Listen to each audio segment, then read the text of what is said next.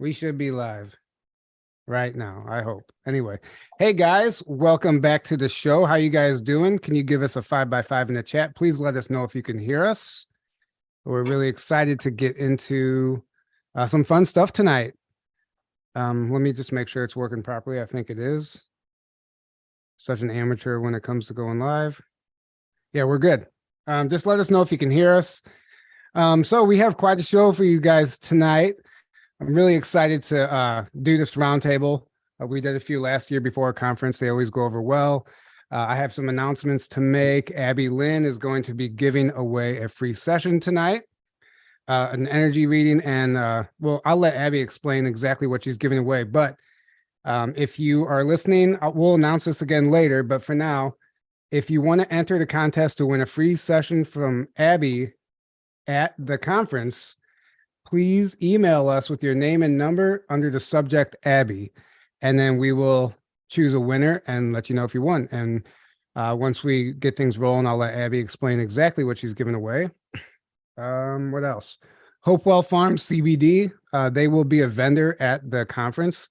Their promo code is Journey to Truth 10, and coming up in April, they will have a 420 sale with 20% off all of their products.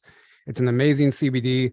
If you haven't tried it, I recommend it. I highly recommend it, especially if you're looking for a new CBD.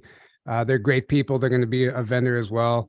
And one last announcement, Mason Fury of Merlin's Lab. We actually had him on the show, episode 84 and episode 210. I highly recommend going back and checking out those episodes. He's going to be a vendor at our conference also. He makes these amazing pyramids along with many other products. They're fantastic, but he's only going to be there for the first 2 days of the event. So if you want one of his products, you can go check out his website below in the description, merlinslab.com or .org, I think. And you can get 10% off all of his products with promo code Journey to Truth, all caps. What else? The Telegram chat on the website. Guys, if you are looking for to share a room with somebody or share a ride with somebody to the conference, you can get on the Telegram chat via the conference website.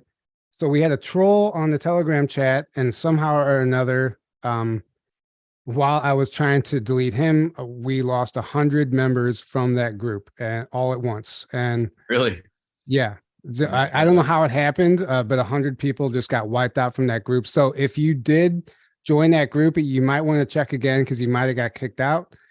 And it's also important that you're on that chat if you bought a live stream ticket, because those all of the tech issues will be dealt with. And if there's any questions for the live stream, anything in that regard, it's all going to be done through that Telegram chat. And the last announcement, if you guys caught our episode with Margie K recently, we have unofficially added her to the lineup. It's hopefully going to be official, but I'm confident enough to say that she probably will be joining us as a speaker at the conference. So if you guys enjoyed her show, she will be there, and we're really looking forward to that. That being said, welcome to the show, everybody. Glad to have you guys all back. How you guys doing? Tony, we'll start with you. Oh, how am I doing? Can't complain. Whatever. Thanks. You threw me right in the deep end first. I wasn't ready, but I was just asking before we went live, like, what are we talking about tonight? Like, but I'm sure we'll figure it out because this is a great bunch. I'm so happy. I'm honored to be here. Thanks, you guys.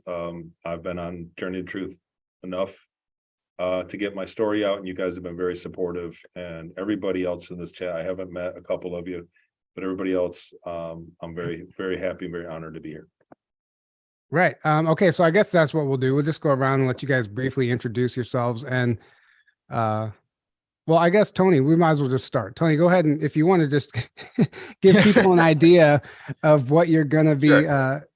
Presenting about this year, if there's anything, briefly, then we'll just go around and do the same for everybody. A lot's happened. A lot has happened after last year. My whole life was changed, really. And I'm working on my second book. I'm hoping to have copies of it for sale at the conference, Project Star Maker. And that'll be out. It's about the loophole part in my book where there were 10 years. And I said, that was another story. So this is that story. And it's a spiritual overlay. So Jackie Kenner, who edited the first book, is more of a co-author of this second one. She's editing and co-authoring her own narrative. So there's my story, and then at the bottom, so it's her narrative. She's a psychic medium, and what she said was that a lot of the things, like I told her the story personally when we were doing our show, and she said that she never told me this really until we started writing. She said, all this, I know I've heard everything that you're saying from other people. And there are people in the psychic community that say the same exact phenomenon, what you're saying you went through in your time up there in this episode. And it's also things that I never really covered in interviews because there's not a lot of evidence. There's not a lot of supporting, and it's kind of like the more vague memories. So the second book's going into that because everybody's asking for more from the first book. So anybody that doesn't know me watching, so there's TonyRedrakes.com. You can go, and my book was a bestseller for a little while and is still selling. It's called Ceres Colony Cavalier. It tells the story of my abduction and what I went through. So this year I'm going to present a little bit on all of that. I'm going to touch on all those. I'd like to touch on what's happened to the subject matter of people that are taken in the time dilation and back. So there's been a lot of drama around it, and it's really given people a lot of bad taste in their mouths. And so rather than attack other people, which is my first instinct was to go on YouTube and start calling names. But that's not what I'm going to do. You know what I mean? Like I settled myself and I thought I'm just going to polish up my own act and present my own information. And there's still, I had left a lot of evidence on the table that I've never presented because it costs money to go do it. So just what is today? Sunday. So Friday, I paid for 2 guys to go to Peru, and they're down there taking pictures of the town. And we've uncovered evidence of my time in Peru, and it's absolutely provable. Like I still in my organic timeline, I've never been to Peru. So anything that I can call out there that gets proven right is very substantiating evidence. So rather than fuel the drama, I'm just doubling down and representing my proof. That's fantastic. And thank you, Lisa. Thank you, Lisa, for the donation. Thank you. Sorry if I cut somebody off there. Thank you, Lisa. Thank you so much. Right. Yeah. It seems like everyone's been activated to just suddenly turn against each other right now, and everyone's calling names and everyone's cutting each other's throats. And I feel like that's almost by design. I don't know, if you're not really self-aware, sometimes you can be easily manipulated, and it seems like everyone's attacking each other and destroying the entire SSP narrative. And I don't feel like that's a coincidence, but we can get into that later. Abby, we'll go to you next because we already have people emailing us. It's already blown up. So people are anxious to win a free session from you. So can you tell us about that and what you're going to be presenting about this year at the conference? Yeah, so a little bit about myself, lifelong experiencer, dealing with that, recovering memories. I've been working and integrating that into my life. Intuitive psychic medium, healer, all the labels, all the things that people like to just place on it, where we're actually just awakening. That's all we're doing, is just, we're all awakening to what we are. And what I love to do is to help walk alongside someone while they're doing that. And that's really all that my sessions are. I was on the Telegram chat and I was seeing all the people that were already buying the tickets so early. And my guides literally said, you need to do a free session. Like, they're already showing up. They're already excited to be there. You have to do a completely free session. Like, go all the way out for, like, don't give them 20 minutes, not 30 minutes, a full session. So I'm very happy to offer that to somebody. One of the things that I work with Mary Rodwell to look at, for one thing that I was used for in some of the stuff that Tony knows about, was looking in beings' eyes. And when I would look in their eyes, I could see the highest potential that their souls had obtained. And based on that was whether or not they were used for something else or they were disposed of. So I can kind of say I've been doing this work since I was a toddler, but coming back into that. So that's a little bit about what I do. What I'm going to talk about, though, at the conference, and I'm just going to cover a little bit here, is the galactic perspective. So I've talked with a number of multidimensional beings, other dimensional beings, and I see how they see us. And, it's always them connecting with their family that are here. And I like to give a voice to that, because I think sometimes people look at them and almost in a state of awe, they're, you know, or they're trying to understand it, or there's a little bit of trauma there. So I just really like their voices to be heard from them, and through that understanding what's going on right now, like what we're going through, what that awakening process looks like, and how they can help us and aid us. And they also give us tools to protect us too through it. So That's just a great. little bit. That's great. And guys, if you weren't here at the very beginning, Abby is giving away a free session at the conference if you're coming to the conference this year. And to win that free session, you can email us your name and phone number and with the subject Abby, and you will be entered into the contest, and we will choose a winner, and we will email you back probably tomorrow, hopefully, and let you know if you won. And really quick, Tony, what's the name of your second book? Someone was asking in the chat. So it's not published yet, and you never know when you go to upload it if there's going to be some kind of obscure something taken. So I will never, until it's done, I don't know if it'll be the final name, but it's slated to be Project Star Maker. That's cool. I like that. Okay. Who next? Let's go to Jack Doubleday. If you guys don't know who Jack is, including you speakers, he's amazing. You guys will get to know him at the conference. He's a lot of fun. He has some crazy theories that'll even make a conspiracy theorist scratch their head. So, but I really think he's on to something. Welcome to the show, Jack. Tell us what you're going to be talking about this year at the conference. Oh, thanks, Tyler. I was just, I'm just a regular guy, I'm a writer. So anyone can do what I did, which is to go out into the terrain and see the building of the ancients. I was in a riverbed in Bosnia where I first noticed it. And then I've looked at creek beds and riverbeds on 3 continents, Africa, Eurasia, North America. And I keep, I just went last week, I spent 3 days in Garner State Park here in Texas and making videos of the Frio River, which has got the same 45-degree diagonal sectioning of the that the rivers around the world seem to have. And so I'm just a guy who is pointing, like, let's say that you're in a park and you see a UFO and there's a bunch of people in the park and you point up at the UFO and you go, look, what's that thing up there in the sky? And everyone looks up, that's all I'm doing. I'm just pointing at the building because the geologists missed it. Why did they miss it? Why did billions of people along with the geologists miss it? It's really simple. We've been working under a false premise for centuries in academia, and that premise is that we're the first advanced race. So there were no other races to have even possibly built anything, much less continents. But now that we, this group of people here and the small group of people around the world who really believe this, that ETs exist, advanced races, that is, of people, now that we have that understanding through many different avenues of evidence, in particular the insiders in the secret space program, like Tony, we are able to consider the possibility that the continents were built, and that in fact Earth was built, and that other planets and suns were built. And Elena Danaan has Thor Hahn as her contact, who says that he's engaged in building suns, and so we have more and more information coming out about the building of the true ancients, as I call them, the planet builders. So that's what I've been doing, just being a guy with a video camera going into the creeks and the riverbeds. That's all I'm doing, and anybody can do that. And I hope that people will do that on their own and not be like, Jack Doubleday needs to be told about this. I don't need to be told about anything.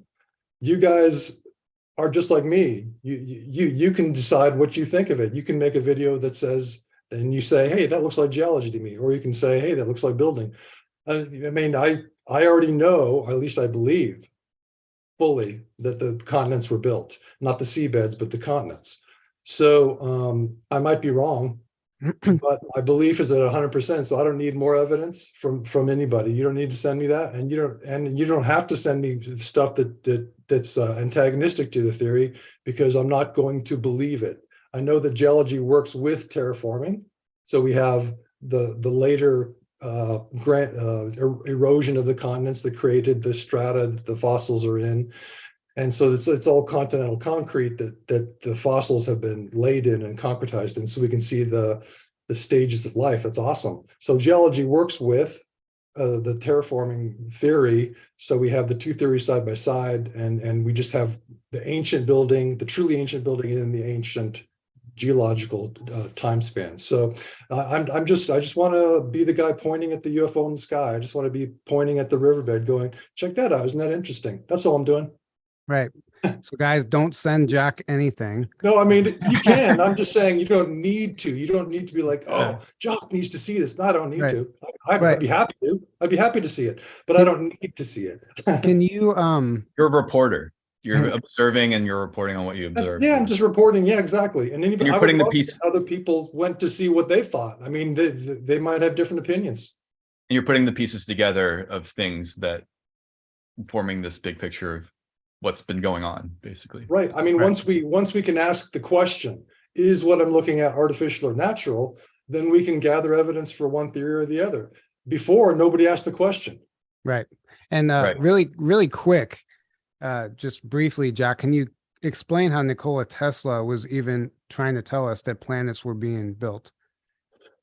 He wrote articles and letters to the editor in the beginning of the 20th century, saying that the ether is the quarry, essentially, for material. So all matter comes from the ether, and we will learn, humanity will learn one day, and it will be humankind's greatest achievement. Those are his words. Our greatest achievement will be learning how to create worlds, planets, from the quarry of the ether. He called it the fluid ether, and his predecessors believed in the ether. Academia has discarded the ether in their general discarding of everything Tesla. They just don't want anyone to talk about Tesla. Right. Thank you for that. And guys, somebody just mentioned something about the live stream pass. I just want to throw that out there as a reminder. If you can't make it to the event, live stream passes are available for $99, and the live stream experience is going to be enhanced this year. I could say we're putting a lot of effort into making that really unique and even interactive, possibly. It's a trial and error. We're going to see how it works, but it'll be worth it. So if you can't make it, grab a live stream pass, and day passes will become available on April 1st. If you can't make it for the full event, you can come for a couple days, and those passes will be available at journeytotruthcon.com as of April 1st. We'll jump to Barry, and then we'll go to Jessica. How's it going, Barry? Welcome Pretty back. good. Greetings. Hi, Tyler. I'm honored to be here and to be working with everybody on this event, definitely. I'll be talking about, I'm a lifetime experiencer, and I'll be talking about that, but more incorporating some other things, which would be earthbound spirits. I'm going to talk a lot about that and kind of about the crossing process, because I think it needs to be addressed. And some of these things aren't the separate classifications that we want them to be. And something else I'll focus on and talk about is black holes, MACOs, as they're called by Rudy Shields and others, and how they kind of are not just the fabrics of the universe, but how much they're connected consciously to the contact experience. So I go over that. And something I'm looking forward to about this is it brings together some of us. Like, I've had positive experiences. They weren't SSP, but nonetheless, they're things that are common between all of us.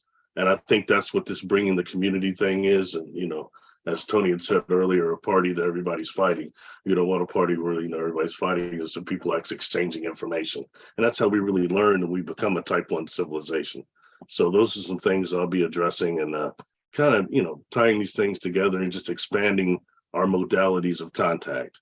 For example, like a lot of these beings I've dealt with were from another universe, and we're on the universal spectrum, opposed to not just galactic. These things need to start being addressed as far as us really going forward, I think, with this civilization. So that's where I'll kind of be focusing on. And I'll be working with people on some earthbound spirit release too, and things that I used to not do publicly around at the conferences previously, but I think it's about really changing things right now. So You working with people as far as, are you going to be offering sessions at the event? Yeah, sure will. I sure will. And it'll be interesting. It's always cool. I think the coolest thing about these events is just getting to meet people on a similar frequency. You know, a lot of attendees that do that, and all that are experiencers or contacts or psychics or mediums. It's really cool, you know, and it's a unique experience to have a platform to do that. So very grateful. Right. We're glad to have you. And you've been doing a lot of work with Jessica.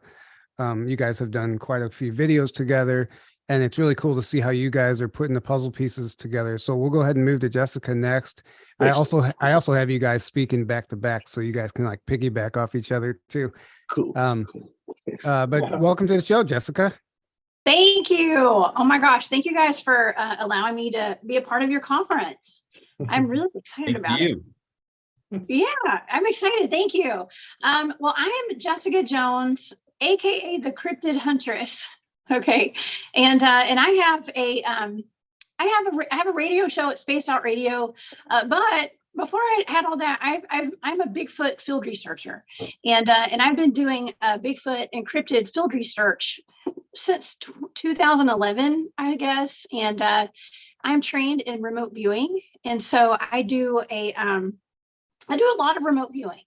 And I didn't even know what remote viewing was until I became a Bigfoot field researcher. And the head of my team decided that we all needed to be trained in it because we were having all sorts of activity out in the field that was not just Bigfoot. We were encountering ETs. We've encountered portals. We've documented portals, you know, UFOs and interdimensionals and all sorts of weird stuff. So we wanted to be able to look into that kind of stuff, and by remote viewing it. So I kind of took off with it a little bit after I started. I went public about a year and a half ago, I guess, with my research. I waited on, I think it was like 10 years before I even went public with any of my research. But yeah, it's something I'd love to do. I'm going to be talking about at the conference. I'm going to be talking about my research with cryptids, and I'm also going to be talking about the remote viewing that I do. I look into stuff that's very unusual. Okay, and Barry is a good friend of mine. I've taught him how to give me or task me blind coordinates for blind targets. So he has some very interesting targets that I have looked into, including like Earth's weaponized portals, for instance, giants, UFOs, holographic mountains. I mean, I also remote view like dogmen and Bigfoot attacks and, you know, all sorts of really strange stuff. And I find out if it's real. I explore it, I look into it. And in a lot of these cases that I look into, they have some commonalities, and the patterns are starting to show up now, where a lot of this paranormal stuff that I'm looking into, it involves like where missing people clusters are. It involves underground bases, a lot of underground activity going on, things like that. So I think it's all going to tie together with what the other speakers are going to be talking about, with some of the things that I have come across with my data, with a lot of these targets. So yeah, it's going to be very interesting. I'm very excited to be a part of the conference, and I think Barry and I could probably, you know, talk about some things together actually with some of the targets he's given me. Yeah, I remember one in particular ended up being you're talking about the weaponized portals, and it ended up being the sun, how the sun was a portal, and you saw some stuff coming through the sun. So that would be cool if you guys could touch on that too. But it sounds amazing. It sounds absolutely amazing. I'm looking forward to all of it. It's going to be a lot of fun. I think Abby and Tony spoke there last year. Abby was there last year. It was a lot of fun. It was our first conference, obviously, but I felt like it went well, and we're hoping this one turns out just as good, or if not better. So really looking forward to that. Very cool. Yeah. It Did you ran guys- like a clock It's last year. It was a great conference. It ran Oh. like a clock. and to Thank you. everyone, yeah, it would, and to everyone, it's a beautiful venue. Like, I mean, it's warm, it's homey, the energy feels amazing. We had Bigfoot experiences, Sasquatch experiences, craft going over. It just felt really, really good. Mm-hmm. Good environment. Mhm. Yeah, that was the whole thing whenever we were looking for a venue at the to host a conference. You know, we checked out a couple places that would have worked. They were like in hotels, very corporate feel. And as soon as I pulled onto the property, I got full body chills, and I didn't even have to talk to the people. Like, I'm having it here.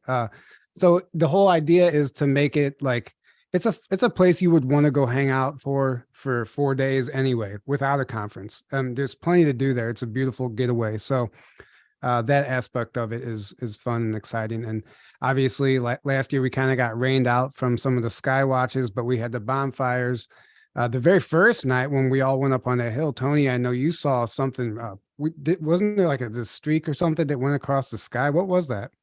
I borrowed somebody's night vision goggles and was looking through it, and everybody saw it go by, and it was low and very fast. So, you know, we couldn't identify it. It was flying. Right. It's That was a pretty joke. cool though. That was a Yeah. joke. So did you guys see, this is something I want to get everybody's input on. The mainstream media is now covering starseeds. If you have you guys seen that? But they're making fun of us. So they're calling us self-proclaimed ETs that came here from other planets to try and save the world. And they kind of like laugh about us. And one guy's like, well, if they're here, why haven't they done anything yet? Blah, blah, blah. And you know, they're just trying to make a mockery of it. I think that's why they're bringing it up, because there's it's becoming an actual threat. That's the only reason. That's the only reason they would make it public. I don't know if anyone wanted to chime in on that, just because I find it fascinating. I don't know if have you guys even seen that? Anyone? Yeah, I saw it. I saw it and I love it. Right. I would say how sounds flattering. I haven't seen it. Sounds flattering though. So It is. I take it as a compliment. Right. What were you gonna say, Barry? Campaign of disinformation, the same thing as always, you know. Right. And it's just so many things are coming to the surface right now, especially with the way our technology and social media is right now. You have people to talk to if you're having these experiences. It's not necessarily you're automatically called crazy anymore. And, you know, hiding these things like mental illness, that's not being hidden anymore. It's coming to the forefront. Experiences are too. And so, you know, this whole shift thing. So they're going to keep throwing out crap like that to discourage people, you know. Right. Won't stop us. So. No, I just think it's interesting because like the whole they want you to believe that starseeds are these like they're trying to say we're self-proclaimed ETs, like that we came here, we're not even human. That's what they want. But so and a lot of people everyone actually has a different definition of what a starseed is. And I personally feel like it's just like we have ET, extraterrestrial DNA on some level, different components of different races, and maybe we lived on another planet in a past life, and we're here on an inside job to kind of take down the enemy from the inside out. Well, if you don't understand the concept of past lives, then it's not going to make a whole lot of sense to people to say, I used to be and other ET races before. They're like, wait, before what? What do you mean? You know. So you know, the concept first has to be understood. You know, I find out in regressions, you know, that I do all the time. It comes out people that aren't even into the ET thing comes out. They're talking about in the past life regressions quickly on other planets, other solar systems, other forms of life, other containers of consciousness, or other containers for their consciousness. You know, it's really amazing, and I think that can't be ignored at all when we start exploring really what we are as immortal souls and going forward. It's fascinating. You know, so Barry, I did a regression on a client as well, and she was brand new to anything spirituality, brand new to it. And the first life she went to immediately was that of a Sasquatch here. And she was talking about how there's a portal that can go from Earth to Pluto. Mm-hmm. And they go back and forth, and it was fascinating. And she came back out of it and she was shocked, knew nothing about him. You know, I recently did a life between lives regression. And in this one, if you do the technique correct, the guide always shows up. A guide or an angel shows up and then goes over the life with the individual. And it normally seems like a person that's, you know, got a ledger or things, the library. It's something common, but the guide always shows up. The last one I did, the guide that shows up is a Sasquatch, and it's different. larger with a uniform on, and the place of what I call translation and configuration, where this life review goes over, is incorporated into the soul, was some type of a galactic ship that was actually a universal ship that was dispatching souls to different universes.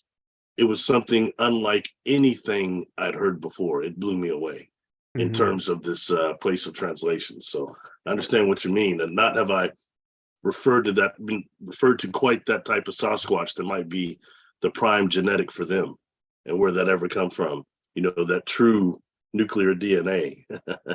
Right. Right. Tony, did you deal with anyone in the programs from another universe, a group from another universe, or was it just, this quadrant? No, so no, I didn't, but we were on a 3D mission. So we were trying to get tech. So we weren't on an exploratory mission. So we heard stories of very exotic explorations that happened. But it was like nobody believed it. So, we went somewhere and it was like all energy, and the person didn't have a body anymore. And then we came back and everybody's like got powers. Like you would not believe it. So that we heard rumor about exploration, but what I lived in was tech. We were trying to get more tech. So it was a more 3D kind of thing. Real quick, I just want to say this on the news thing. So if they were going to break the news to everybody, they have to open up with a joke. So, oh, by the way, people are starseeds, and they'd have to open up and laugh at it first. Like that's the beginning of it. They laughed at UFOs for the last 50 years, and now they're getting serious, and everybody's still, you know what I'm saying? So this is like an icebreaker. I always look at the bright side of it, the optimist. Like I'm not thinking they're trying to paint us to look like fools. I think they're trying to break the ice. And just kidding, LOL. Like a guy goes, I think you're kind of cute. I'm just kidding. Yeah. You know what I mean? Like, because you're apprehensive of what the reaction will be. And so I think that's kind of what they're going to have to come clean sooner or later. Period. Right. And we're gaining a lot of traction.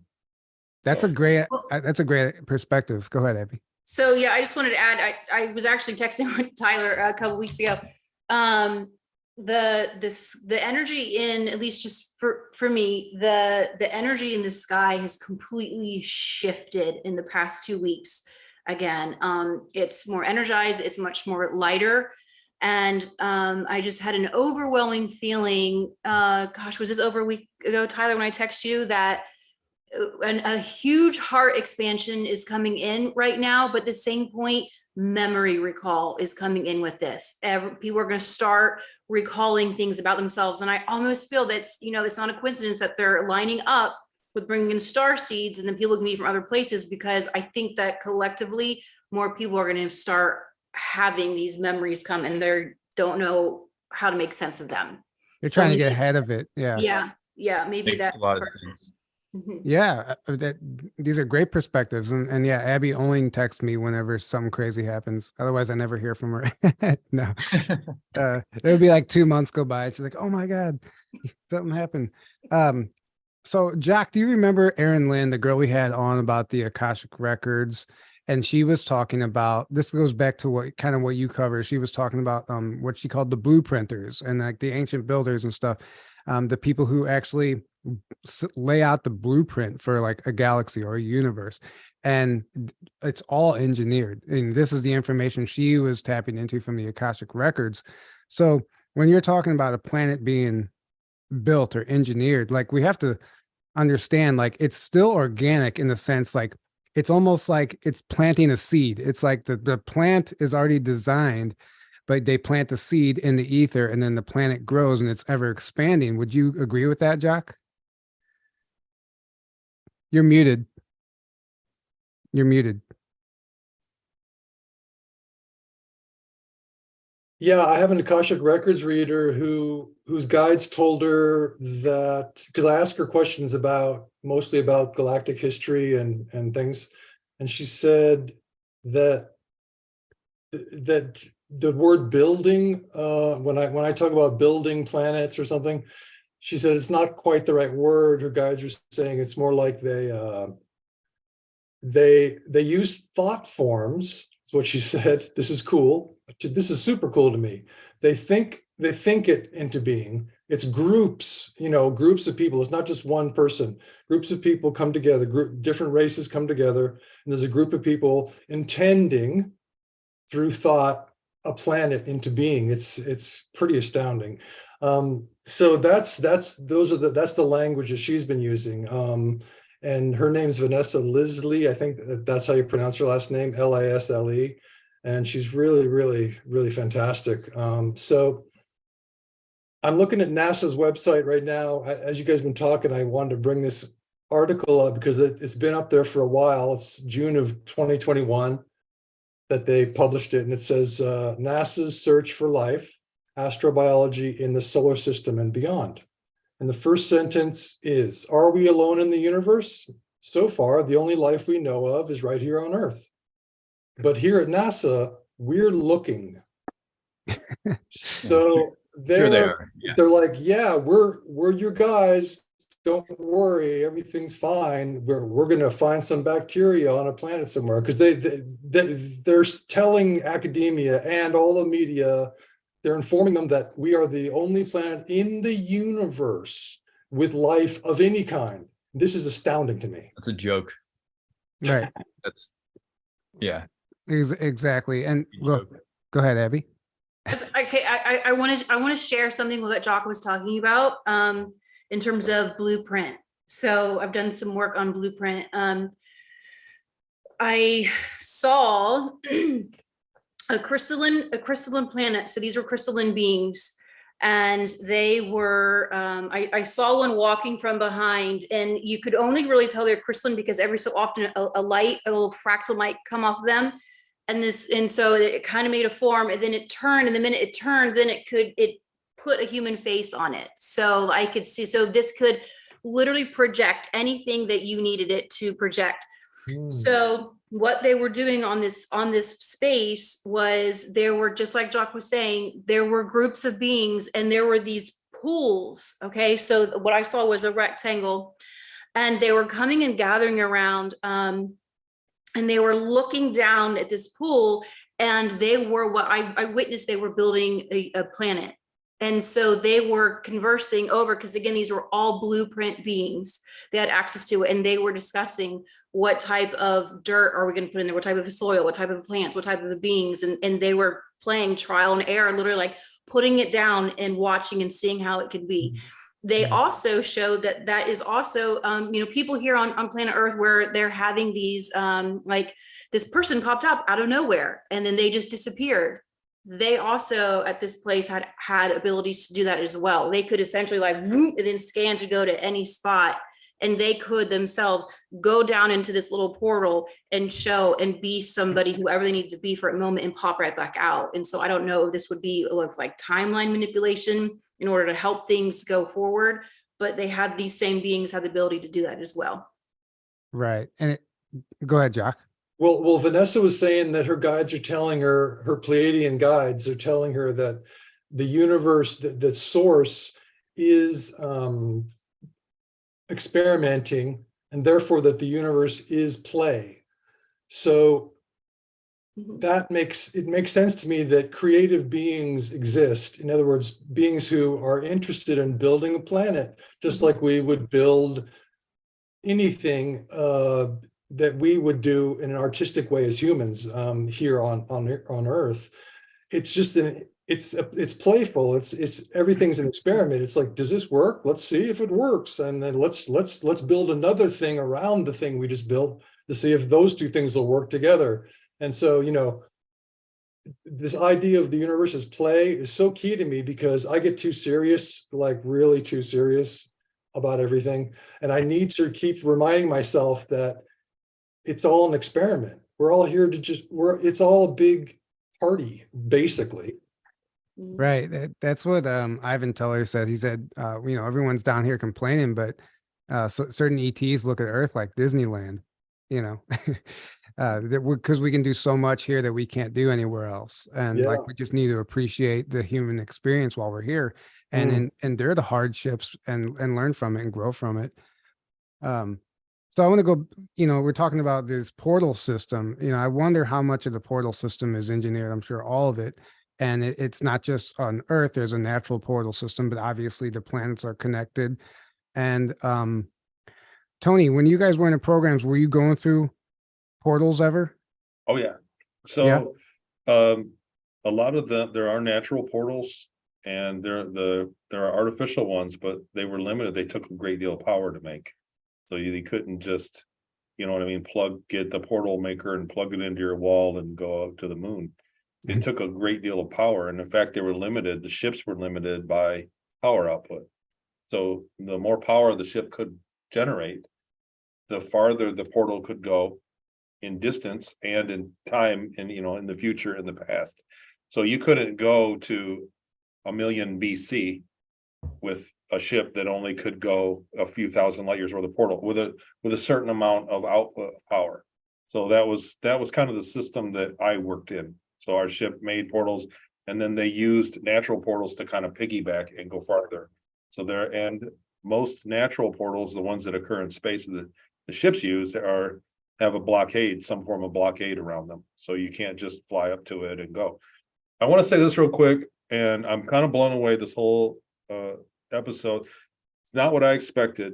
Jock, I can't wait to hang out with you in Grafton, because you guys are literally talking about the subject matter that I thought I kept secret for the last 7 years of my next book, was where I worked in a crew. We built a star in the M51 galaxy, and that's what I was laced out to do. That's the entire book. And I told people, I went on the record back in 2015 about it, but that Jackie knows the story and very few people, because I thought nobody's going to believe this.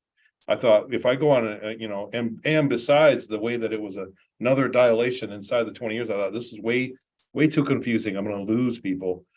But I literally worked 10 years on a crew building a star. And that's what the entire my book is about. Like, that's what the whole book is about. Look at Jack going crazy. I could see his Yeah, well, I hope I wasn't looking rude when he was talking. I was going, what? Because I didn't want to sound like I didn't want to appear, but I was like blown away. Like, wait a minute, and you were talking about other people, and there's been some corroborating evidence behind the book. So it's really why I decided to go ahead with it. But I didn't know that other people were already talking about the subject matter. So it was a company that occupied most of that galaxy, and the closest word that they would translate to would be the Bureau. And they built rings and stars and planets, and it was what they did. And so stars and planets are naturally occurring. It's a natural process, just the way it is. But you still, they're not all habitable. So people want stars. And in certain galaxies, star formation is very low versus, like our a good spiral, a mid-sized spiral or barred galaxy has a great deal of natural occurring star formation, but a elliptical galaxy doesn't. And those are the places that they tend to go build artificial macro objects. And that's what we were. So because the star formation, the galaxy is basically going to fizzle out faster than a spiral galaxy. So that's where all that's happening. And they got behind, and they needed labor. So they came and made a deal, and the Ceres colony profited on technology and traded us. And that's what happened. So read the next book. I honestly can't believe that this is getting teed up like this. I wasn't going to talk. I wasn't even going to share it. Now I've got to change the whole presentation in Grafton, because I was just going to remark, oh, by the way, here's my book. I got both books for sale out on the table, but I can't wait to hang out and pick your brain, Jock, off camera. Well, I think that for Tyler and Aaron's audience, anyone who wants to read about Elena Danan's contact Thorhan and his talking about building a sun, and it sounds like a fun thing the way he talks about it, or the way she says he talks about it. Anyone can find that PDF online. So literally any person on the planet can go read that stuff about building a sun. So go get that, go grab it, go find it. So I haven't done that, but I want to say this. I met Elena Danan in Orlando and privately talked to her about that. And there's a symbol. So we had a patch. Like, I was on a crew and we had a patch that we wore, and I've been drawing it since I was a little kid, all the time. Like I've like thousands of times. There's a symbol. And the symbol starts out, and then as you graduate to the next part in the program, the symbol slightly changes. And she knew the early versions of it. I showed her, she said, no, it goes like this. And so it's going to be in between all the chapters of the book, because I've already have an artist drawing the symbol out. And it's the patch for the program. So That's awesome. what I'm saying is there was corroborating evidence. I was like, it blew my mind, because, you know, Elena's got her own information. She's her own person. And so I never really, you know, confirmed, or I don't like to confirm or deny anybody else. You guys everyone do their own thing. I do my own thing. That's it. But she kind of, when she knew that, and I knew that, and I had never told a soul about those symbols, and she drew them accurately. So they're in the book. That's all going to be. You're talking about a patch from the mission where you were building the star? Yes. Okay, I see. The Star Maker program. Yeah. Well, look at this. This is wild that you had no idea Jack that was his subject matter. So this is interesting. And I think what's happening right now, because I've noticed more and more people talking about this, you know, building the planets and stars. I feel like collectively right now, we're ready for this information, the collective consciousness. We're ready for it. Even 2 years ago, maybe if you tried to bring these concepts out, maybe we weren't quite there yet. So I feel like it's going to keep getting crazier and sounding crazier until we just realize that like everything and anything is possible. Yeah, I'm a little shocked, to be honest. And it's stuff that like I said, it was back burner, because there's enough of what happened on Ceres Colony to always talk about. Like there's enough in the organic 20 years in the nature of the book that I didn't want to just kind of cloud up the waters of trying to explain, because people already get lost when they go, well, where were you were traveling time. Like, but where were your parents? So you lose people. So I just never really did it. And then Ceres Colony did so good. So I thought, you know, screw it. I'll tell the story. And I was just going to cliff note it. But that's great. You know, Tesla did talk about building planets as our greatest achievement someday in the future, but he didn't talk about building suns. So it's kind of cool that in a way, your book will make a big splash, I think, in the real scientific community, the one with the evidence and the corroborating testimonials. And because it's, you know, if you're building a sun, that's one step beyond what Tesla was talking about. Fantastic, you know? Well, so the thing that I'm not worried about, I can't wait to see scientific community read some of the book or get some of the info, because what I remember is that they layered different elements in a different order. So they were trying to get us, so the lifespan of a star when it ignites, it's, you know, I think about it like it's got its threshold. In the first couple 100,000 years, it's very, chaotic. So if they put a ring or a structure next to it to live off the energy that it gives off, you know, it expands and contracts quickly in the first few 100,000 years. It's chaotic. So they were layering elements in the star. That's why they were building it. So that because they had built other stars and they can't use them for 500,000 years because it's unstable. So they were trying, that was the star that we worked on. They were layering elements in it to try to make it stable right out of the gate. Yeah. And so that ran the project behind. They were actually bringing material in from elsewhere, and we had to test what we were throwing into the gravity well and see what elements it was, because you'd go out and have a list like, this is what we're putting in today, you know, for the next month. And we used mass drivers and threw it in, whatever, long story. I wasn't going to talk about the book on Journey to Truth, damn it. Well, no, you know what? This is all. I'm completely compelled by this. It's very fascinating to me, and I want to hear more about it. But I want to also get to everyone else, and I kind of want to go back to the portal system. And Jessica, you remote viewed some portals. You even discovered a portal, sent some of your investigators through, and they disappeared and came back. How many of these portals you encounter do you think are natural, and how many do you think are government made or even weaponized? Yeah, that's an interesting question, because, you know, my team wonders the same thing, and we have looked into some of them. I tend to think that the portal that my team encountered was not natural. I do believe there may be an underground base around here somewhere, but I'm not 100% sure. We did have something that we consider to be a portal show up in the field during one of our research weekend out in the field. And when it showed up, we didn't know what it was. The team that spotted it through their thermals and their thermal imaging cameras and their FLIR, they sent some other guys across the field to go check it out. And as I walked up to it, they disappeared. Their heat signatures disappeared. And the way they describe it is that the entire environment changed. The vegetation on the ground went from, brushy to smooth. It felt like walking through a black velvet curtain, and the temperature changed. The stars disappeared, and they didn't even know they were inside of a pool. They didn't know where they were, what they were doing. They just had walked over to a spot in an open field, and so they walked backwards kind of out of it, and they reappeared. And so it's really interesting. We have not released all that footage to the public yet, but the head of my team shows it at conferences sometimes.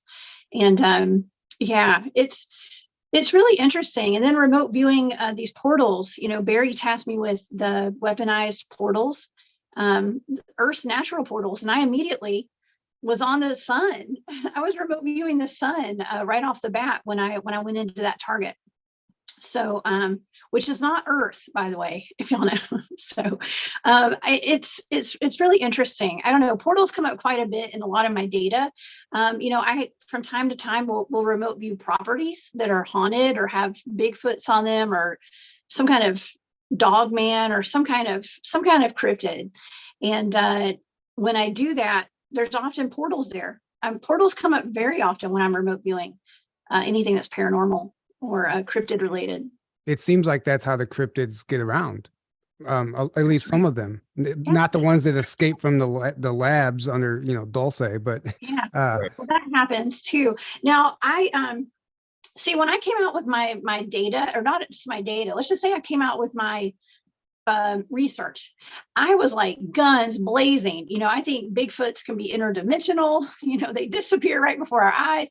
There's something more supernatural to a lot of these cryptids than a lot of people wanted to admit, especially, even a year or two ago, a lot of people didn't want to admit that cryptids, especially Bigfoot, could be supernatural in any way. And I really love the Quantum Bigfoot, the book by Ron Moorhead. He really gets into how it can be quantum supernatural, by our standards. So I think that a lot more people, with me coming out with my research and talking about it more, I think it's opened up a lot of other people to talk about it, and we don't all sound so crazy anymore. I stick by my research. I don't talk about things to fit in, with other people's stuff. I'm kind of out here just doing my thing, talking about what I've experienced. So yeah, it's interesting. Yeah, to say the least. Now, Barry, why did you task her with the sun in that particular occasion? Well, it was the weaponizing of portals, because I've been hearing a lot of scientists talking about they're beyond trying to prove if portals exist. They're trying to, find out how now to actually control them and weaponize them. And also, during my experiences, I've been on something similar to what Tony was talking about, a ship that can actually generate its own wormholes, its own portals, and then actually choose the one that has the most path of coherency to travel in. And it's in a universal structure, but I think this is dealing more with the organic and how they're doing that. It kind of blows me away to hear what everybody's talking about here. So in that way, the natural and also weaponized and ones that are, almost demonic portals, these things that all fascinates me. So that's one of the reasons I task her for that. And I find it interesting. Like I remember Tony, you saying something about a portal just outside of Jupiter. And one of my experiences, these whatever beings they were from the Andromeda area, they were showing me a Magellanic cloud that had a portal in it, that the exit point was just outside of Jupiter. Just like you were saying. So I find that, interesting. And that's why I'm always looking for these correlations of things that are just things we can pull this tapestry together, Right. If that answers your question. And one other thing is this between the sun and the earth, the magnetic fields are these electron diffusion regions, or what they're called. And like every few minutes, there's almost a doorway that opens up. And they've actually, NASA's been talking about that. So it's things like this that, I think is the next step for us as a civilization trying to master and understand. Right. I did a remote viewing on the sun once, and what I got from that, I would just love to hear what you guys have to say about this. It's a huge record keeper that there are stored records of everything on the sun. And when I went there, I saw people walking around, but where I went to, there were these two guards, and I went back behind this like hidden door into this place. And when I got in there, it was almost like being into the Akashic records. I felt almost I had stumbled upon, but I would just love to hear what you guys think about what you've seen with the sun being a master record keeper for everything. Before we get into that, really quick, guys, while we're on Abby, if you guys missed the beginning, Abby is giving away a free session at the conference, and I'll let Abby explain once again what she's going to be giving away. But if you want to win a free session with Abby, email us your name and your phone number and under the subject Abby, and you will be entered in to win. And can you really briefly explain, Abby, what you're going to be offering again? Sure. It'll be an hour-long session, and it'll be a mixture of energy healing and then just a reading. But honestly, with my sessions, especially at these conferences, we just get in there and we open up and we see what's going to come out. Channeling memories, I can get into the Akashic. So whatever your soul is ready to experience, what it's needing to hear for healing is going to come through in that time together. So we really just open up a doorway and we walk through it together. Yeah, and I've had a few sessions with Abby, and A+, it's awesome. She does great work. I highly recommend it. And if you guys missed the beginning, also, it looks like we are adding Margie K to the lineup of speakers. If you guys haven't seen the episode with her, it was just a few episodes ago. Everyone loved it. She's fantastic, and we're squeezing her into the lineup.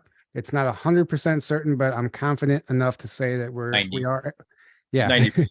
We just have to work out a few little logistical kinks, and but I just wanted to announce that in case you missed it at the beginning.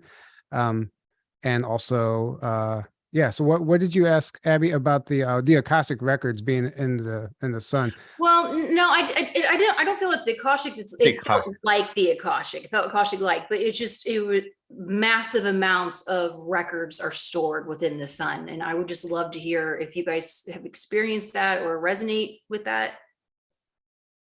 So, Go ahead, Barry. no, go ahead. No, I don't have the answer to that. I was gonna. Yeah. I'll tell you what I know of this, and would be the actual Akashic. And this is what I'll be talking about at the conference during my presentation. The Akashic records themselves are actually these MACOs, these magnetically eternally collapsing objects, which are black holes as we know it, and how that actually they're the hard drives of the universe. But when dealing with the sun itself, and sometimes we see these cold spots, these black spots, I believe those are MACOs. Okay, so that would go into what you're saying of them also being a hard drive, consciously storing things from the universe itself. Fascinating concept, but I think it's not, again, the separate things that we think. And the sun is full of those MACOs, just like Earth is. So it's like constantly being updated with it's conscious. Everything's intelligent, right? So it's constantly being like automatically updated every instant is what you're saying? Mm-hmm. Yeah, like the MACOs themselves are like inside of what we call the accretion disk of a black hole is actually everything of the universe is being recorded. The same as like the quantum hologram thing, kind of. And that's a constant updating. And if you're going to the inside of the MACO, that's going to be the beginning of the universe to the outside to where we are now. You know what I mean?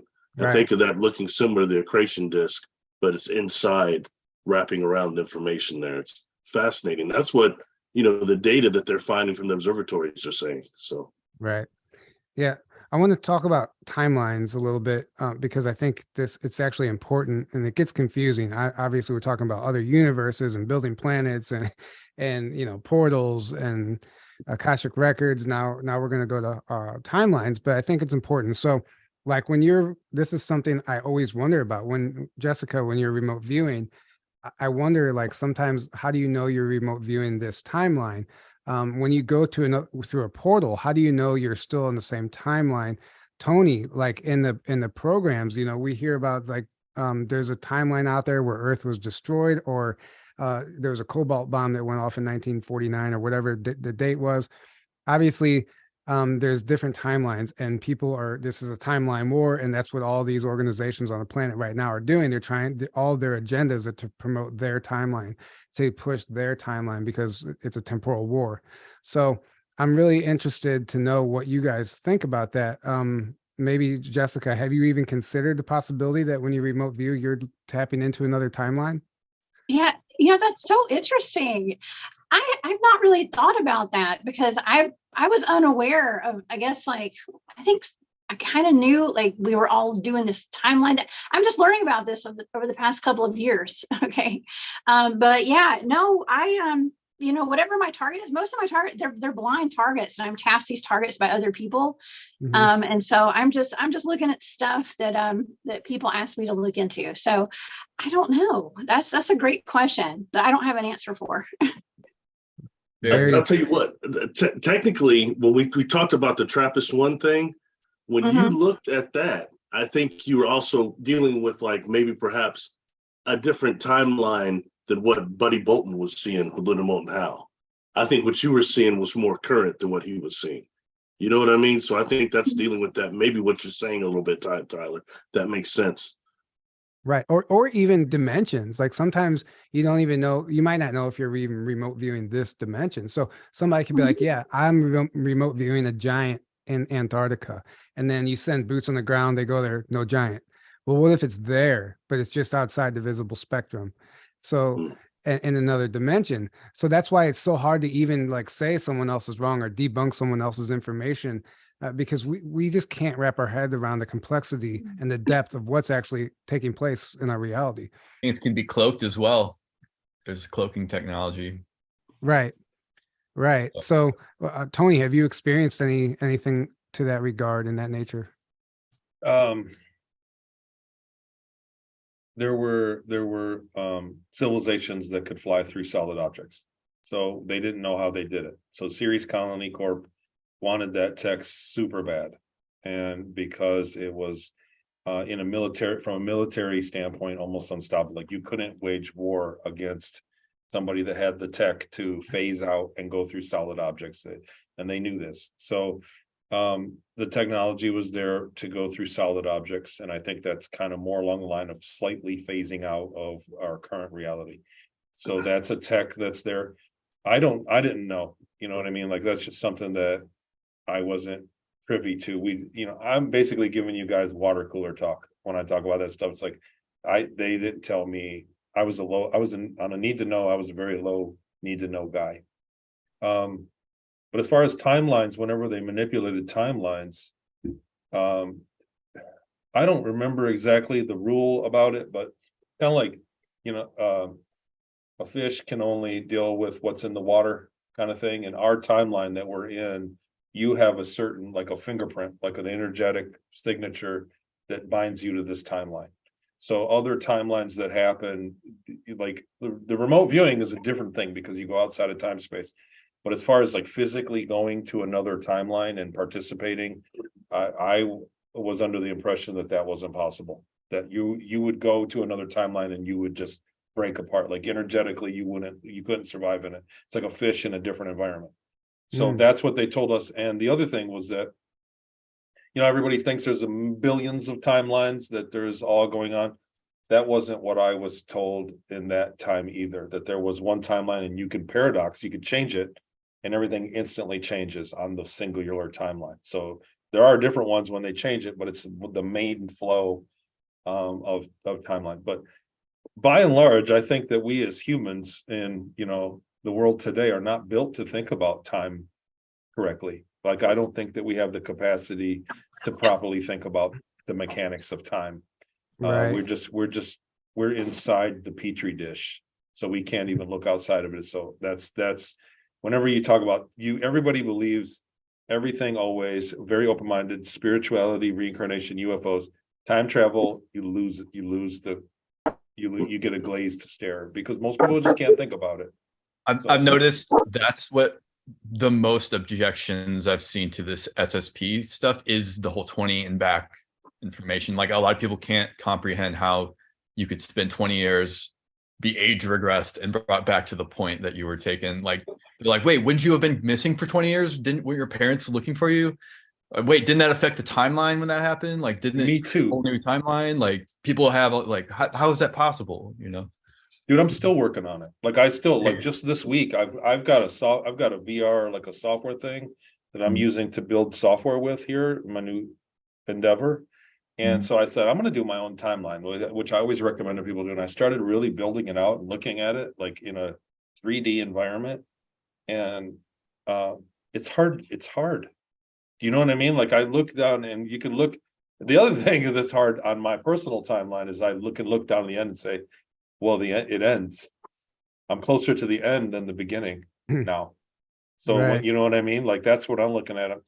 But when you think about when you do the timeline and how everything worked out, there's definitely a lot of things I think it happens to everybody, and we don't realize it, that things happen in your life cyclically over time, over Right. and over again. You Mhm. know what I'm saying? You know, like you get caught into emotional things that happen 5 years later, the same damn thing happens in a different package. You know what I'm saying? Like it was in a red package last time, now it's in a blue package, same thing. And then 5 think years that- from now, it's gonna happen. I think that's like almost like a test too for your soul. It's like your evolution. Okay, here's the same test again. Are you going to make the same mistake again? You have an opportunity to approach this differently. Abby, I know you wanted to say something. You She's had- I can see her light bulb going yeah. off. So go ahead, Abby. No, so there's a couple of things, but I wanted to say with Tony about time. I've had, and I'm sure every single person here, it's like a fleeting moment where everything makes sense and you understand how time works. And then the very next second, it is just gone. I've had that. So, and I almost get like a panicky feeling. And I was getting down about how, time moves like this, but it actually like moves like this, and then it spirals outside of that. And it just clicked. And then the next minute it was completely gone. I couldn't make sense of anything again, disoriented. But I want to talk about so I know a few people that are doing time jumps right now. They've been doing them for a couple of years. They're jumping to their future self. And they're hearing a song, and all of a sudden they start singing the song in their head, and it's like a suction. It's like and they're being pulled towards their future self, and they're living their life, and they're seeing their kids and their spouse and their house, and then and they get sucked back, and they're back in their room again, and they're a child. And I've talked with people that even when they were younger, when they were toddlers, they would feel again, it's like being sucked into a tube and then coming back, and then the panicked feeling of, wait, why am I 8 years old again? Wait, why am I back in my childhood room again? And they don't understand why it's happening or when it's going to happen. And I know another person that they were out for a run, just on a running track. And as they're running, they felt that suction pull, and then every single thing around them in their environment turned into it looked like the 1700s, and they're in a war scene. And these soldiers started interacting with them. They're looking at them with like this one soldier, he was frozen because he was so shocked at seeing this person because they didn't fit. And then another soldier said, you can't be here. You can't be here. And this nurse came and started dragging them away. And this person's like, wait, like I shouldn't be here. I can't go with you. And then they felt like, again, like that suctioned out. And they were put back almost 1,000 feet behind on the running track where they had started from. And it actually took them about 3 days for that memory to come back into their brain, because it took them that long to interpret everything that had happened to them. So it's interesting, but everything that I've heard from different people it's that suctioned feeling of being moved through time. It's interesting you brought up your future self. This is something that I don't think we consider enough, is connecting with, everyone's connecting with their higher selves or ETs, but what about your future self? This was a concept that was brought to my attention a few years ago through a session, and they were like, have you tried connecting with your future self and asking your future self for guidance? And I was like, no, I never thought about doing that. So even like during my meditations now, sometimes I'll do that. Like when I'm like stuck or I don't know what to do, like you call in that future version of yourself. It's just really interesting concept that you're explaining. These people were going and experiencing their future and coming back. I don't think enough, maybe people do think about that, but it's something that really I wasn't aware of. I just think it's interesting that it's happening around this time period for a couple people. You know, why is their future self coming back into this moment for them? So, Right. You know, a lot of times during the contact experience, some of these beings that we're encountering are us from the future. It's hard to accept that at sometimes, you know, but sometimes you wonder why certain beings are interested in you, and especially on the collective level that they do it, you know, so. Yeah, and some of these beings that are coming here are you. It's That's not, what you I know, think he means. it's a parallel. It's another version of yourself. Yeah. You guys are baking my brain over here. Like I said, you can't win. I'm not built to think about time. Like, Sound like this is Captain my Janeway. thinking. This is all the thinking I do. And then so you're doing this other stuff. I'm like, Well, I mean, Well, it's go ahead. Time is an illusion. It doesn't actually, it's an experience we're having, but all that exists is the now moment. So it's really an illusion. So it's almost like, we're experiencing it linearly, but if you get outside of time, you just see the whole thing. It's like an object. Right. That's what I was thinking recently about when I was trying to visualize time, because I kept hearing time is an illusion from some people and other people saying no, time's not an illusion. And I thought, how do I graph this? So like, how do I geometrically look at it in my head? So I just did a really simple graph of an X and a Y. So you had the vertical or the horizontal timeline, the way we would normally think of it. And so I made up something called vertical time, which is just the vertical axis allows you to skip along and see that everything is happening, or can't you could look at it as everything's happening at once. In other words, because we can view all of time from the vertical axis. Once we, as Aaron was saying, once we get outside of time, then we can view it from up here, and we can go, oh, it's all happening. It's all happening now. So then that's why people say that time doesn't exist, because it's all happening now. But then when we come back to the horizontal axis, then we go, oh, now we're back in, and it is. Things are growing, there are seasons, and then you do have the cyclical thing coming back in. So it probably is a horizontal thing, but it's doing what galaxies are doing and suns are doing, and they're just spiraling along in a helical way, like the Nautilus shell or something like that. Yeah, that makes perfect sense to me, actually. And I think like the past life regression concept, like in reincarnation, some people say the reincarnation cycle doesn't exist because time doesn't exist. So everything's now, or like a past life regression, you're actually just not really going into a past life, but it's just like a parallel life. It's a parallel life. Yeah. Better way It's to think all about happening simultaneously. So even if so let's just say I transition, I die a transition, I could technically go back to a point on the timeline that might be ancient Egypt, even though in this lifetime we've already done it. But you could technically go back and do it because it's not really going back. Does that make any sense? Or do I just sound crazy? no, it's like a big choose your own adventure book. Sound crazy. It's just like a book. You're born, there's only so many outcomes that you can do in your organic life. You get to choose your own adventure, and then it's going to end. But it's basically in a book. And so I've always wondered this, like, what if I live my life and then somebody else can live it too and do different things in the same timeline, because it can just keep going. It's like a choose your own adventure book. It works just like that. So your next book should be a choose your own adventure book. Yeah. My next book is going to be the tell-all. So I don't know how long. I don't want to keep you guys all night. This is extremely fascinating.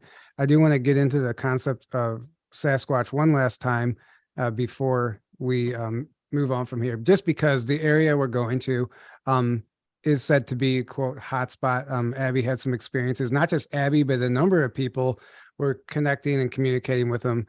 They even have signs on the property, like, please be like Bigfoot, do not litter. They have like this Bigfoot like statue thing. The whole area, the setting is perfectly fitting for or what you would call squatchy. Barry's That really freaking out blows right me now. away to hear you say that. That blows me away to hear you say that right now.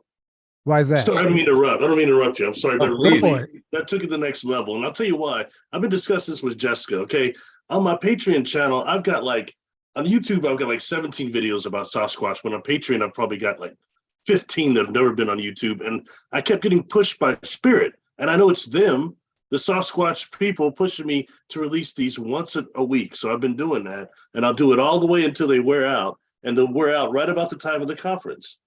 And now you're saying that that's a hot spot. That just, sorry, I didn't mean to interrupt you, but I mean, just No. there are no these synchronicities that happen with this whole thing. It's beautiful. So sorry, I didn't mean to interrupt you. That's, Tom. Wow. You're not interrupting me because I wanted you guys to chime in on that. that's- Thank you. Yeah, that's incredible. Wow.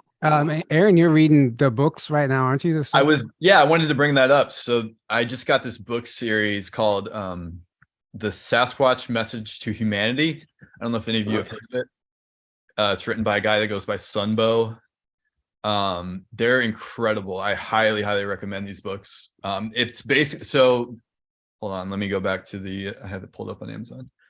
So this guy named Sunbow, he received and transcribed these messages from an elder Sasquatch named Camus in 2015 while in British Columbia. And he said the Sasquatch asked him to disseminate this information. And he has 3 books.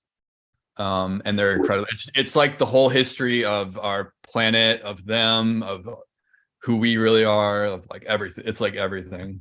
Mhm. So it's incredible. It's called The Sasquatch Message to Humanity. And there's books 1, 2, and 3. You can get them on Amazon. Right. That I sounds. highly recommend those books. Yeah, I have to put those on my list. So I feel like, I don't know what to expect, and I'm not telling people that we're going to see a Sasquatch. But even if you go onto the website, I kind of jokingly put as one of the speakers, Sasquatch first time or appearance. So just trying to create that energy. And like what I like to do, I used to do this before I went to ECETI, start connecting to them now.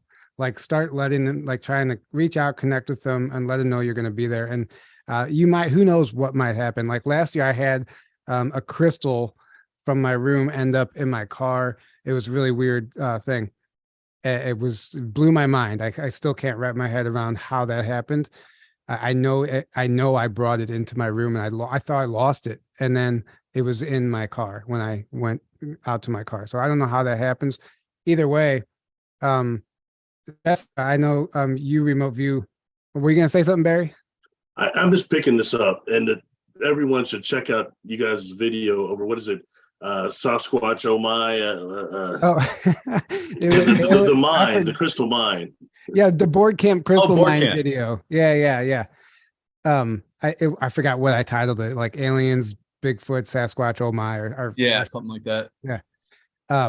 Orville. Anyway, yeah, go check that out. But as far as like Jessica, I know you're a field investigator, a field researcher. Like what type of things do you look for in particular? Are you looking for like the physical evidence, or are you like trying to connect with them energetically, or both? All of it, absolutely. And as a matter of fact, there's a very well-known Sasquatch type creature up there called the Grafton monster. And I've actually had people ask me to remote view that before. So Really? it's really cool that we're going to be up there in Grafton.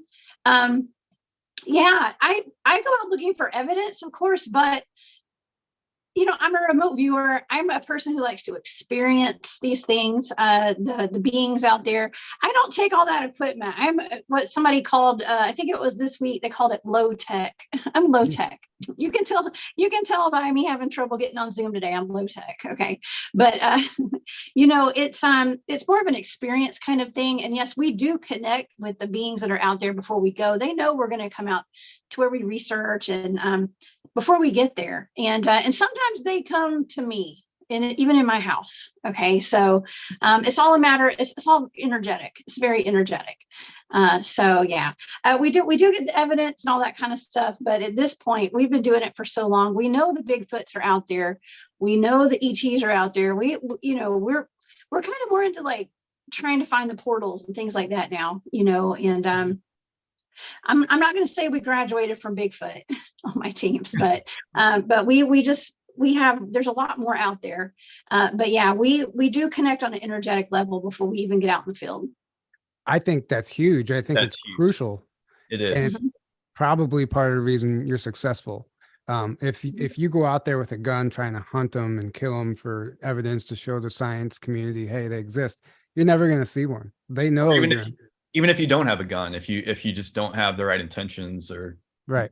mindset, They know you're you could have a gun and have good intentions. I mean, sometimes you have to. Or the that. places we go are very, very dangerous, and so some people, you know, occasionally we do need to protect ourselves, but not to harm any Sasquatch, whatever. And they'll know that as well. Like if Yeah, but Right. they know that. They know Right. the intentions. It's all energetic, very much so. Yeah. Mm-hmm. Abby, I know you want to chime in on this subject. she's dying. So when we were at Grafton, I did a little hike, and I just started out and just allowed intuition and spirit just to lead it, guide it. And it was really interesting because I just saw a very teeny tiny little opening within, oh, my ear's getting blowed up, within the grass. And so I just followed that. And then all of a sudden we noticed that all of these purple flowers were in an area out of nowhere, growing nowhere else in the whole hike. And we just stopped, and I just had an overwhelming feeling of this is their special place. It almost like a reflection place where they just sit and be alone with their thoughts. And I began to look around, and you could see the trees were all bent. They had been bent over into this circle space. And actually one of the trees, I have pictures of them, had a little indent where one might perhaps rest their tushy. But yes, so they absolutely, you know, I did a vortex tour in Asheville, and the minute we got into the woods, I instantly felt five of them. You know, it's so funny. It just hits you. The mind speak, it just hits you. There's 5 of them here, and they were instantly vetting us because we're coming into their space, their territory. And, you know, so many people think, oh, these really big beings, they have families and they have kids too. So they're going to be very protective of their children as well. But they're vetting you. So you have to be in the right, gosh, I don't like the word have to, but it's the heart space, you know, your intention, why you're there, why you're wanting to communicate with them. And you're right. If you're not there, you're never going to see them. And they feel you, they're very telepathic. So if you're there with the right intentions and you're already reaching out and you're building that bridge with them, you're probably going to feel them. You feel them before you ever see them. Right. And Right. something else to note is that they're only going to show up if they want to show up, if they want to show themselves to you. It's not the other way around. You don't get to decide whether you're going to see one or not, you know. That's why attempting to connect with them beforehand is so huge, because you can ask their permission. You can connect in love to them, and then they'll be like, okay, this person made an effort to connect on a heart level, you know, and ask permission. That's so huge. Tony, You know, go ahead. It took me years to accept the first time I went to speak at that ranch in Washington, that 2 weeks before going there, I started just obsessing about looking up albino Sasquatch. And I mean, I was on Thinker Thunker, all that stuff. I didn't recognize that as telepathy and communication, but that shows how much they can also anticipate the future. Very fascinating creatures. Right. Yeah. Tony, are there Sasquatch in space? Absolutely. Yeah. I don't think they're indigenous. I think they're ET. And so everybody that sees a moose in the woods, they say, and then they describe it, they say, we saw a moose, it was at the tree line, then it ran off. Everybody that sees a Sasquatch says, we saw a Sasquatch at the tree line, it disappeared. They never say it ran off. They say it disappeared, all of them. So, and then most of the sightings statistically are not in the deep woods, but they're in more rural areas around neighborhoods, out in the swamp next to the neighborhood. When I was a kid, there was a bunch of sightings in our neighborhood. And like a few weeks before that, there was a storm that came through, and there was a forest where all the trees got pushed over. And we were climbing up in them. You could walk up in them and you could see in the neighborhood. And then boom, there was like Bigfoot sightings all over the place. And then fast forward to recently, I was watching some show and they were like, yep, we find trees pushed into other trees So that's a triangle, you can walk up it. And that's, so when I was a kid, that happened in a forest near us and, whatever, that's my Bigfoot knowledge. So they do But that to climb it, like to walk up it? Interesting. who knows, man, aliens are weird. I love it. I love it. Well, by all the evidence that I've seen in this documentary called Speaking of Sasquatch, it's fantastic. They've got tons of evidence that they left behind. The Sasquatch, left behind all this evidence because they're interacting with the people, and they're interacting by leaving, you could call them offerings, but to me, it's more like it's just communication. It's playful communication. Speaking of a playful universe, they're the epitome of the playful, like you say, heart-centered, Tyler.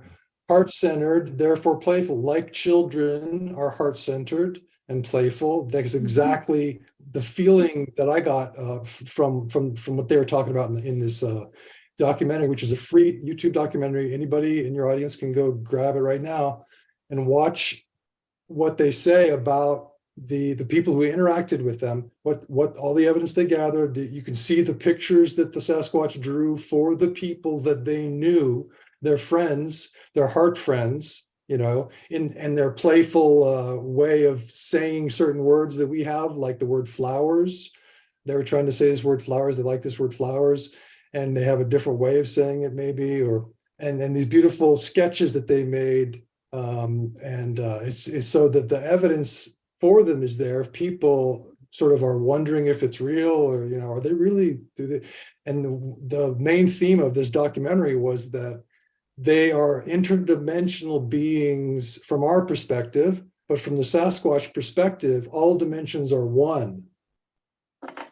Wow. So Interesting. they move from what we would say from one dimension to another very easily, but for them, it's just one thing. Right. It's not like Just you're like the frequency spectrum is one thing, but if you're in part of it, suddenly you go to another part, you're like, oh my God. They're just able to raise their frequency and lower it at will, right? It's right. It's not that's like exactly what I think must be happening. yeah, it's not like they're doing some fancy magic trick, and Right. it's just No. a natural way of living. Pretty fancy. Right. I mean, it is. To us, it's fancy, but To the fishbowl humans, as you were talking about earlier, we're in that petri dish or that fishbowl. So to us, it's like, wow, Right. Right. Does anybody have anything else they'd like to add before we start wrapping this up? And I'm going to go around and give you guys a chance to let the audience know how they can follow you and find you and what you have coming up also. So does anyone want to chime in on that before we move on? Time's up. Yeah, I'm going to add this.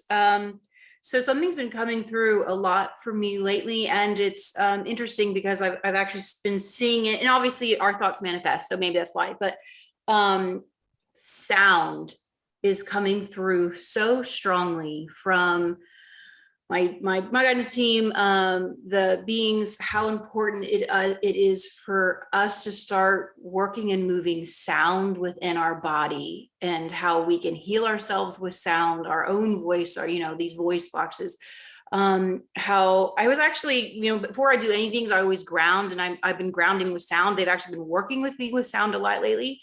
But I was hitting a note, and they said, like, hit it, and I kept hitting it. And I literally saw a purple sphere begin to open on the tile in my bathroom in front of me. So at any rate, just start exploring sound and vibration, and that's our cells, and that's how our cells can alignment. But again, we are our own amazing instruments. These bodies that we have are magical and amazing. So I'm going to talk about that a little bit too when we're there at the conference. Right. Absolutely. And it's Margie K was just talking about portals showing up on walls and stuff. I mean, it's like they can be created anywhere. Mm-hmm. And it's really interesting. You're talking about a tech that creates portals. You have natural portals, and then we probably just can create them with intention once we get to that level.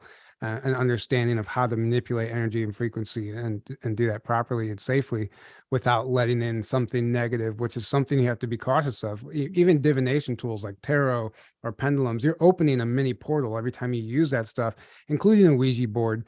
And it just depends on the intention behind it. What can come through. So practicing the safe protection around that. Like, it's interesting that Hollywood demonizes the Ouija board, because I feel like it can be used just like a pendulum, just like tarot. Like, it can be used, it's a divination tool. It's not good or bad. It's a tool. Right. But they demonize. So many people use it willy-nilly and have no idea what they're doing. So a lot of times people are bringing in demonic entities and stuff. Exactly. And I know there's people out there that disagree with that. They just stay away from the Ouija board, which I recommend if you don't know what you're doing, but I digress. So thank you guys all for joining us. Abby, will you let people know how they can find you and where they can follow you? Sure, yeah. I have a website. It's Auric Ray. I'm changing it because nobody knows how to spell it. Or so yeah, it's Auric Ray, AURICRAY. And then you can follow me on socials under Abby LYNN. See, people are flipping out about the Ouija board thing already. Are they? Hogwash, the Ouija board is no good. I mean, hey, demonic. It's evil. No, it's not. It's a tool. It's not demonic. Anyway, it's a tool. It can be used for good or bad, or well, it's all perspective. Everyone has their own experience with it, and if you believe that something is evil, then that's exactly how it's going to show up in your life. It's going to show up that way for you, right? I mean, that's just all there is to it. And see, stay away from Ouija boards. Guys, I'm not promoting them, guys. I'm just saying. Oh, Elena, somebody said Elena Denon says so. So that's the authority, apparently. Okay, I digress. All I would say is, that was a Ouija board that I inherited that was my family's for a long time. My siblings are much older than me, but before bringing anything like that from Parker Brothers or whoever's making it back then, make sure you cleanse that thing. Right. You know what I mean? Because you have sometimes sorcerers over there leaning over those things and hexing those things. That is very real. So make sure you know how to clean up and you'll be good. Right, exactly. Right. Barry, go ahead and let people know how they can find you. I'm on social media under Barry Littleton. I've got a website, barrylittleton.com. I don't do much on there, but there are links on there to social media, especially I'm on a lot of YouTube, on Patreon. I do a little on Facebook too. And that's how you can kind of contact me through there. Check out what I'm doing. YouTube's Thank you. And I didn't include all of your information in the description, but I will put that in there, or you can go back and find all the episodes with them. But thank you for that. And Jack, how about you? I just wanted to mention real quick that Dan Winter just uploaded a video 6 days ago called Ultimate Physics of Soul. And you're talking about black holes. And I think that the imagery we have of black holes is negative because that's how they've been presented to us by academia. And but I think that what black holes really are is they're portals, and they're allowing energy in to our universe. So, and Ken Rolla, in your last interview with him on Journey to Truth, he said that the body's full of little tiny black holes, which I don't think we should be afraid of that term. I think we should change the imagery around it. It's if we think of it as a portal instead of some kind of star-sucking demon in the universe, then I think that's a better way of talking about it. And Dan Winter talks about the soul and about consciousness itself, consciousness being this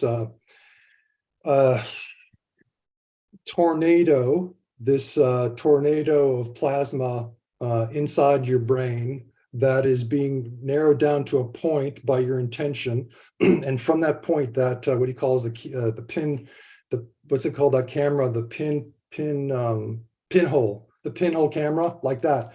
Once you get to that point, then you can see, then your third eye is seeing through that tiny point, and you can see everything through a tiny point. But it's like that little point is, I think, that what he calls impulsive. It's like centripetal force. It's pulling in like the gravity well of the sun. Tony, you were talking about the gravity well of the sun. It's all the same thing, that there's the gravity well of the earth. It's an impulsive, this is what Dan Winter is saying in many of his videos, that it's all about the impulsive force. And that's what's creating from the ether, for instance, with the planet. Well, It's creating the planet that we know of. So I think that black hole idea should be narrowed down or refined to a portal for energy. right. Well, and I think that's what it is. Back in 2019, when I was in Hawaii for a conference, Dr. Sala actually talked about how the same thing. He said every atom, at the center of every atom is a mini portal or a black hole. And he kind of covered that back then. I mean, so this isn't necessarily a brand new concept, but it's, I definitely think there's something to it. And I think you're right. Can you let people know how they can follow you? Yeah. If you go to An American in Bosnia, that's where my articles are. If you go to YouTube, just find my channel, Chuck Doubleday, and you can check out the Artificial Riverbeds playlist and things like that. And then he's also on Facebook too. If Oh, you yeah. guys, he's always posting stuff there that gets pretty shadow banned, but yeah, thank you so much, Jack. Jessica?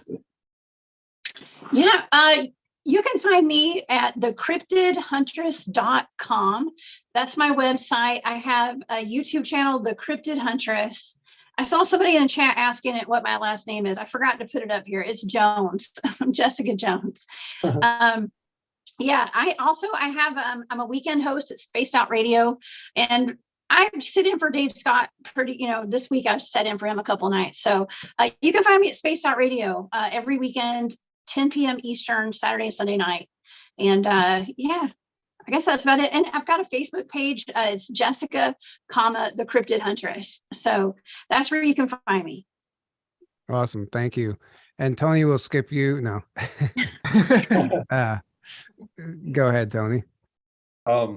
Just real quick in closing, I want to say that the last year saw a lot of the community, truther community, not just secret space program or abduction or spirituality.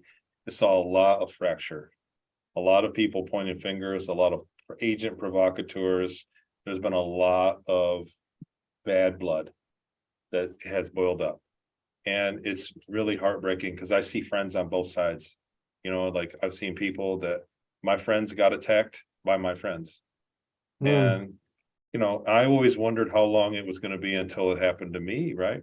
But I just want to say that in the coming year, I think everybody should kind of just pause. And we were trained to hate the opposite opinion through the whole election cycle for that whole 4 years nonstop. We were trained. Everybody was subliminally trained to be PO'd. And it boiled up, it just carried over. So we need to unwind. I think this year is going to be a big year. I personally have been working on technology that I remembered from my time in space. So, you know what I mean? Like, where's your tech at if you were up there? Everybody's like, build the UFO motor. Well, I can't do that. I can't build a microwave. But there are things that I do remember, and I am working on it. And I'm not the only one. A lot of people that have been under attack recently are going to work on it. We are going to present this year. There's going to be things that hit the public that we remembered from time in space. So this is a big year. And so what I'm saying is you can not walk across the bridge with some of the people in the community, but don't burn them, because we're all on the same exact mission here. And so whether or not however you go about it, some people don't agree with what other people, but I'll tell you guys, man, quit burning bridges. I know I love everybody I've met at every conference. There's been so much love and so much support for, especially, I don't know if I can tear up. So after what I went through to live to this section in my life, where I'm actually living a very quality life compared to the time that I spent.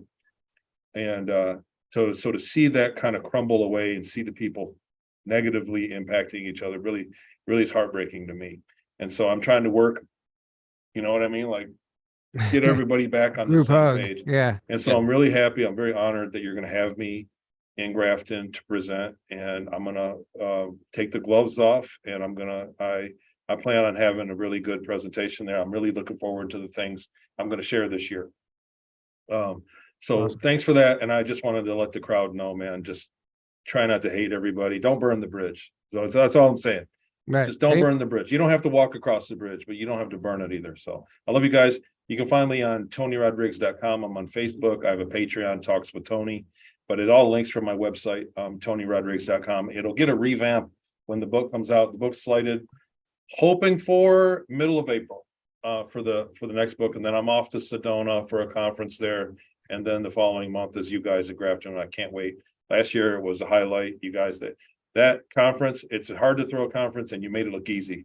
You guys really, it ran like a well-oiled machine. It was an absolute amazing experience and a highlight of my whole life.